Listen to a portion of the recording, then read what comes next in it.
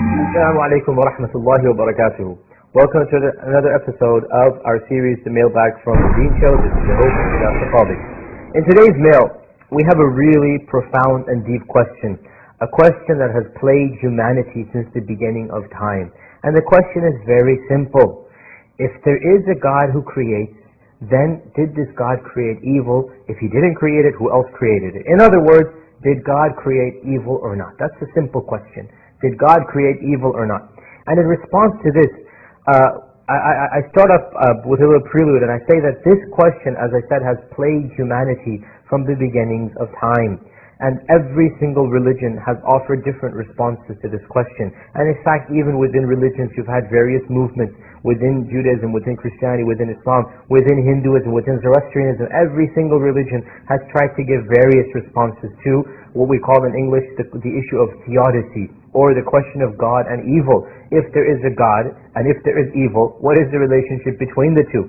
That is a very profound and deep question. Well, we as Muslims have a deep and profound response to this, and that is as follows. First and foremost, we as Muslims do not believe that there is anything that is pure evil. We do not believe in the existence of ultimate evil. Everything that God has created, everything has some benefit and some good. And some things have nothing but benefit and good. But there is nothing that comes from God that is pure evil. And let me repeat that so that you understand.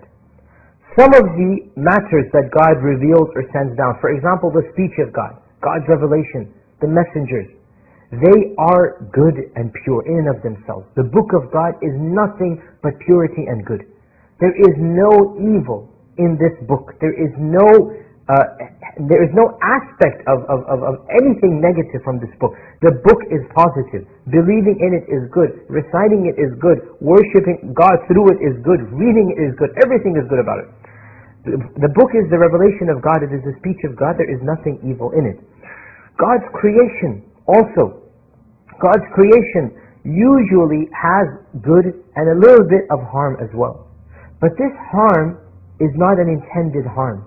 It is a harm that comes about not because God created it to do harm, but because there is a lot of good and then there's some harm also in there. And the harm leads to good. The harm that is present in any aspect brings about good. For example, God says in the Quran that drinking alcohol, we believe as Muslims that is a no-no. You don't do that. God says drinking alcohol has some good to it. There's some positive, but there's also bad. And the bad outweighs the good. There's good in it. That's why everybody loves to drink alcohol. There's some good in it. But there's negatives as well. And the negatives outweigh the positives in this case. So even alcohol is not pure evil. There's some good that comes out of it. In fact, Satan or Shaitan, Iblis we call him in Arabic, even the creation of Satan has some good. And Satan is, generally speaking, the embodiment of evil. But still, we believe as Muslims that there's some good out of it. What good is there? Well, the fact that you know that there is an enemy out there trying to harm you, trying to mislead you, it makes you conscious. It puts your guards up. The fact that you will enter paradise by not obeying Satan is good for you. It might not be good for Satan, but it's good for you. And so every element of the creation is either pure good or there's good and bad. And so there is no such thing as pure evil. Also, we come to another point, and that is that you will never be able to judge what evil is completely, especially in the actions of God around you. When something happens, a tsunami wave happens, a thunderstorm happens, and tremendous disaster, hurricane, tornado, earthquake, people will say, why did this evil happen to us? And the response is, indeed, some evil came out of that. Nobody can deny. But there's also good that comes out of it. What is the good that comes out of it? Well, mankind shows their true nature in their sympathy and mercy. They send money, they send food, they come together at times of distress. And a lot of good comes out of it as well. Let me ask you a simple question. If there were no people who were starving, how could you show your generosity? If there was no evil, how could you show your good? And so there has to be some negatives in order for you to bring the positives. There's another aspect as well. You can say, okay, fine, I understand that when there's a tsunami wave, I can be generous to the people who are affected, and so God rewards me. How about the people who suffered at that wave, who lost a child? Somebody who lost a daughter, who lost a parent, how about them? The response is very simple. You are judging negative and positive based upon this world. And you're forgetting that there's something called the hereafter.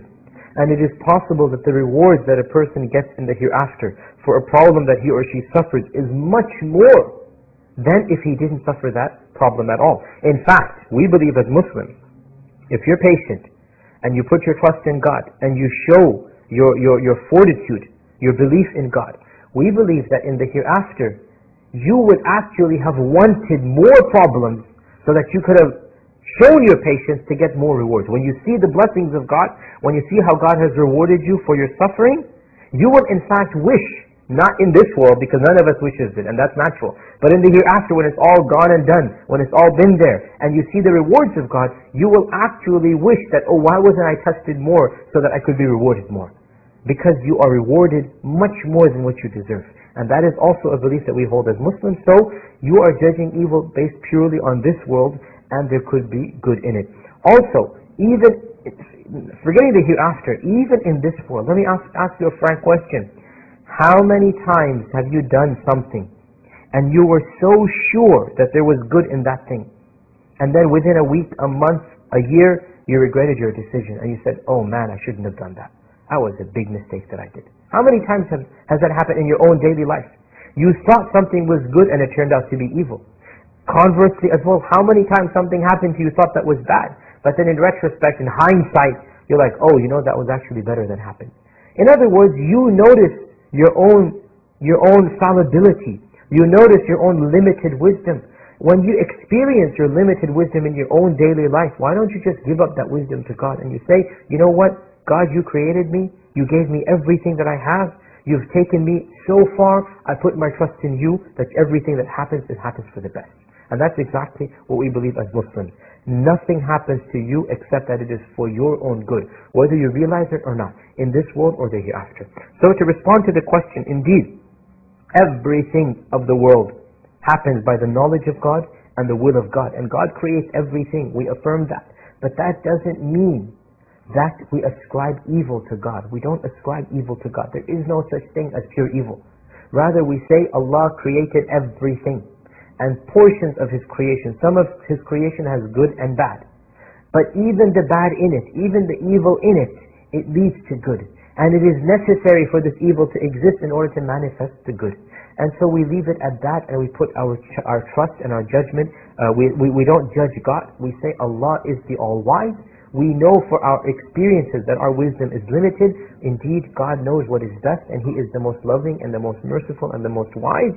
And we leave that to Him, and we say, Allah knows best. Why everything is happening, it happens for a divine wisdom and decree. And if you believe in God and you put your trust in Him, then we have a firm commandment in the Quran that everything that happens for our own best, whether we realize it or not. I hope that answers your question in a very basic level, and of course there's so much more that can be said about that. This brings us to the conclusion of this episode. I'll see you for another question in another episode of the Mailbag on the Deen Show. Until then, Assalamu alaikum wa rahmatullahi wa barakatuh.